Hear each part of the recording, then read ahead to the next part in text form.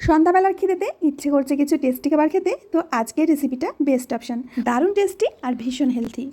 প্রথমে লাগবে পনির। এখানে আমি 300 গ্রাম পনির নিয়েছি। পনিরগুলোকে ছোট ছোট কিউব আকারে কেটে নিতে হবে। যারা ডিমের কারণে এগরোল খেতে পারেন না, ইচ্ছে থাকলেও, তো তাদের জন্য দারুণ একটা রেসিপি। পনিরগুলো কেটে নিয়ে এর মধ্যে 2 চামচ মতো বেসন, 1 চামচ জিরের গুঁড়ো, 1 চামচ ধনিয়া গুঁড়ো, পরিমাণ মতো লঙ্কার গুঁড়ো, হাফ চামচের থেকে একটু কম গোলমরিচের গুঁড়ো, স্বাদ মতো লবণ, সামান্য হলুদ আর অল্প একটু চিনি, 1 চামচ মতো আদা রসুন বাটা আর ফেটানো টক দই। এবার সমস্ত কিছু খুব ভালো করে মিশিয়ে নিতে হবে।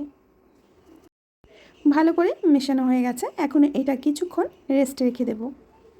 অন্যদিকে একটা থালার মধ্যে নিয়ে নেব 2 থেকে 3 কাপ মতো ময়দা, স্বাদ মতো লবণ আর সামান্য রিফাইন্ড অয়েল। এখন সমস্ত কিছুকে খুব ভালো করে মিশিয়ে একটা ময়ান করে নিতে হবে। তো বন্ধুরা, দেখতে পাচ্ছ খুব সুন্দর করে আমি ময়ান করে নিয়েছি। এখন অল্প অল্প জল দিয়ে ময়দার ডোটা মেখে নিতে হবে। প্রথমে ময়দাগুলো এইভাবে হালকা হাতে জড়িয়ে নেব, তারপর ঠেসে ঠেসে খুব ভালো করে সফট একটা ডো তৈরি করে নেব। এখানে ময়দাটা খুব নরম করে মাখবেন না, মোটামুটি সফট একটা ডো তৈরি করতে হবে। বন্ধুরা, আপনারা দেখতে পাচ্ছেন ময়দাটা আমি খুব সুন্দর করে মেখে নিয়েছি।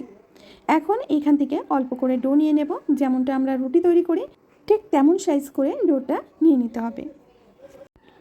এখন একটা ডো দিয়ে আমি বড় সাইজের একটা রুটি বেলে নেব। বন্ধুরা, আশা করছি প্রত্যেক দিনের মতো আজকের রেসিপিটাও তোমাদের ভীষণভাবে পছন্দ হবে। পছন্দ হলে প্লিজ একটা লাইক করবে, ছোট্ট করে কমেন্ট করবে, বন্ধুদের সাথে শেয়ার করবে। তো আমি দেখো রুটিটা বেলে নিয়েছি, বেশ পাতলা করে রুটিটা আমি বেলে নিয়েছি। এখন এই রুটির উপরে হালকা করে একটু তেল ব্রাশ করে দেব। এবার রুটিটা ভাঁজ করে নিতে হবে ঠিক এরকম করে। পুরো রুটিটা আমি এইভাবে ভাঁজ করে নিচ্ছি।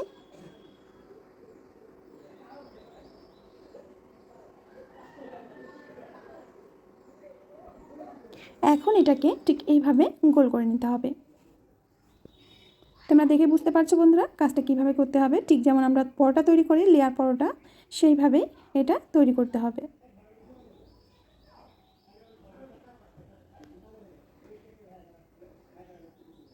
এবার পরোটাটাকে বেলে নিতে হবে। একটু শুকনো ময়দা ছিটিয়ে আমি বেলে নেব।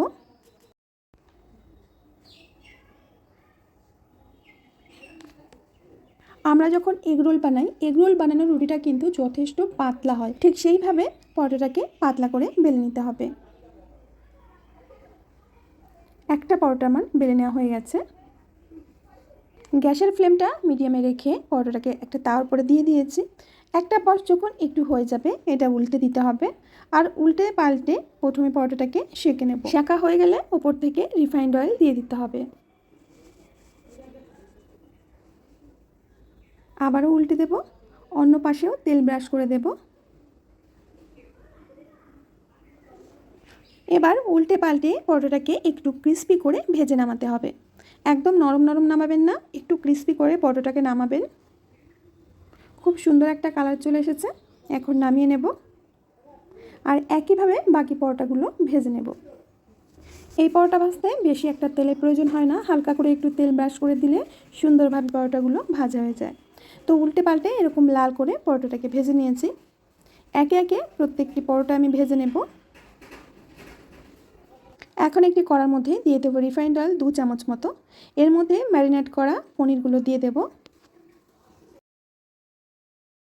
প্রথমে পনিরগুলো দিয়ে হালকা করে কষে নিতে হবে। মোটামুটি 2 থেকে 3 মিনিট কষে নেওয়ার পর দিয়ে দেবো কিছু সবজি, যেমন একটি ক্যাপসিকাম এইভাবে সরু সরু করে কেটেছি, আর দিয়ে দিচ্ছি পেঁয়াজ কুচি আর একটা টমেটো কুচি। সবগুলোই আমি এরকম লম্বা লম্বা করে কেটে নিয়েছি। মিডিয়াম আঁচে সমস্ত কিছু একসাথে 2 থেকে 3 মিনিট কষিয়ে নিতে হবে। একটু ঢাকনা দিয়ে ঢেকে 2 মিনিট মতো অপেক্ষা করে নিয়ে তারপর ঢাকনাটা খুলে আবারও নেড়ে চেড়ে নেব। সবশেষে দিয়ে দেব ধনেপাতা কুচি।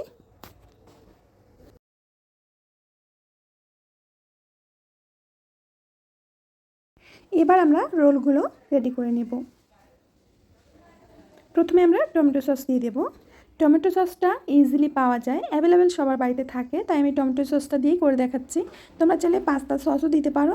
এবার দিয়ে দেব গ্রিন চাটনি। কিষানের এই গ্রিন চাটনিটা খেতে কিন্তু দারুণ টেস্টি লাগে।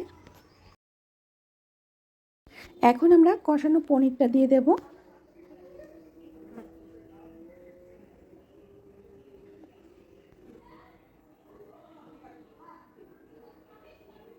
এবার রোলটা ভাঁজ করে নিতে হবে।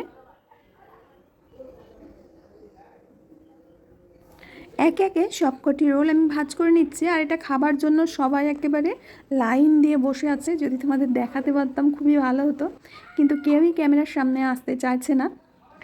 তো দেখো এইভাবে খুব সহজেই রোলটা ভাঁজ করে নিয়েছি। আর এরপর থেকে একটুখানি গ্রিন চাটনি দিলে খেতে আরও বেশি মজার লাগবে। তো একে একে আমি সবকটি রোল তৈরি করে নিয়েছি, আর বাকি রোলগুলো সবার হাতে হাতে চলে গিয়েছে। তো বন্ধুরা, কেমন লাগলো আজকে পনির রোলের রেসিপিটা অবশ্যই কিন্তু কমেন্টে জানাবে। আমার কাছে তো এটা খেতে অমৃত লেগেছিল। সত্যি আমি পনির খুব ভালো খাই, তার জন্য হয়তো আমার কাছে বেশি ভালো লেগেছে। তবে এইভাবে একবার পনির রোল বানিয়ে খেয়ে দেখো বাড়িতে। এখানে আমাদের রিশান বাবু খাচ্ছে পনির রোল। বলো কেমন হয়েছে, বলো।